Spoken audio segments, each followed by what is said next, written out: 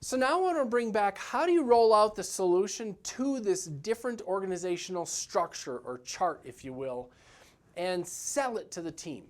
So what I would suggest here is, first I would sit down with the team and get their buy-in that there's even a problem.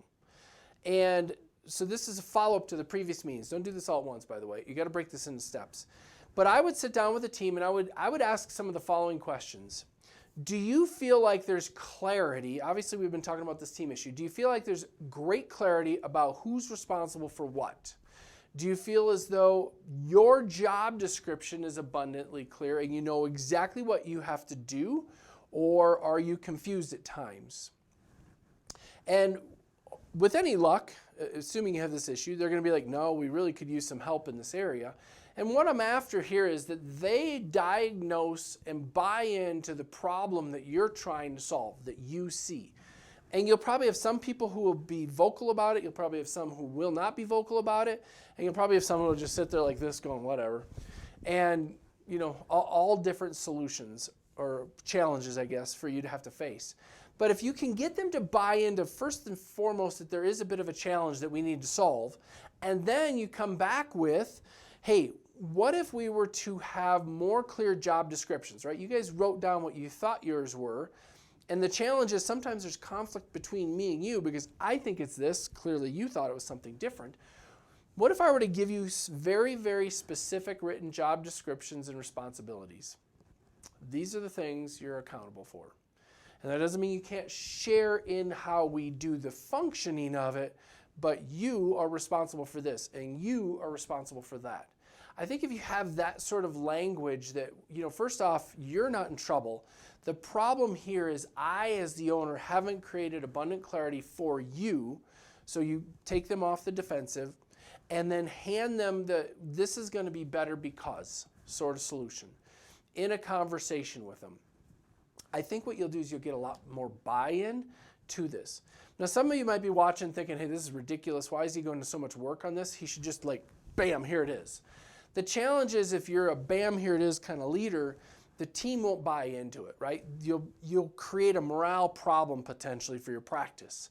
If they buy into the problem, if they buy into the solution, or at least the majority of them do, you will have a lot less friction in this deployment phase of this process. So I think it's an important step. And if you're sitting there rolling your eyes thinking I'm wrong, I mean, try it and see what happens. I've done this like hundreds and hundreds of times, so I feel like I'm not making this up as I go. But if they have the buy-in, it works so much more smoothly. So then what I would do is I would say, hey, I want to have an individual meeting with you guys about your job responsibilities. And I want to make sure that you feel equipped and trained and have clarity on how to do it. If you do that step as a group, the problem is you're going to have someone who's going to be like, I want that or I want that, and it becomes this big negotiation of, no, I don't like this. Whereas if you do roll it out on an individual basis, probably from the top down of your organization, it'll be better received because you can't have a group mutiny sort of scenario. So, and in that rollout process, to me, again, as I just said 2 seconds ago, the important question is, do they have clarity? Do they need training?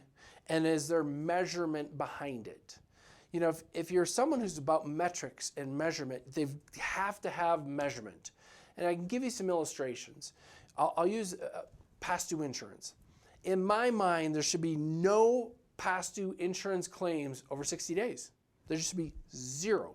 We go into lots of practices that have a ton, and we clean it up, and then it never happens again because we create clarity around how to solve it. We train them on how to solve it, and then we measure it on a monthly basis to make sure it doesn't happen again. So what measurement techniques can you put in place for each one? The insurance one's an easy one. Past due patient balances is an easy one. Supplies probably pretty easy. Do I have the supplies I need? And let's contrast that with, do I have a mountain of supplies that's more than I need? And thus I have a ton of money sitting on a shelf instead of it being readily available whenever we call and need it for next week. So you've got to create a measurement technique around these responsibilities that people understand. And then the hard part is measuring it. And that's maybe something that your office manager does for you if you have one. If it's not, it's one that you'll need to do. I would, on a quarterly basis, sit back down with each person and say, hey, how's this working? You know, to use a metaphor, adjusting the bite on a patient. You know, you put a new filling into a patient and then you adjust by having them bite down on their articulating paper and adjusting the bite until it's just right. The same is going to be true of some function like this. This is not something that you just roll out and then you walk away and you're done with it and you never have to look at it again. At least not if you want a high-performing practice. If you want a high-performing practice, we need to sit back down and watch and monitor this. So I would sit down and dig into each person's responsibilities with them, brainstorming on how, because they probably have ideas on how to make this better than you because they probably do it all the time.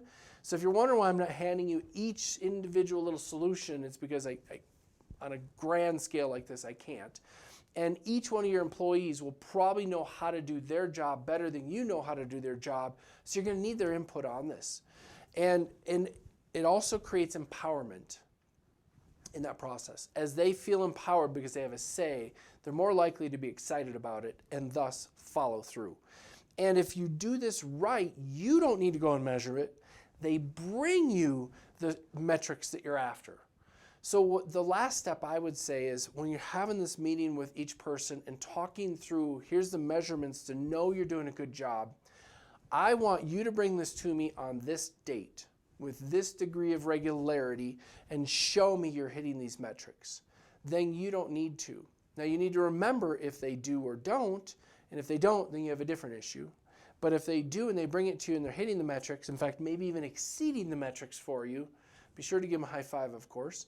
But then you aren't micromanaging them, you're macro-managing that team member. And I think you'll find it works a lot better.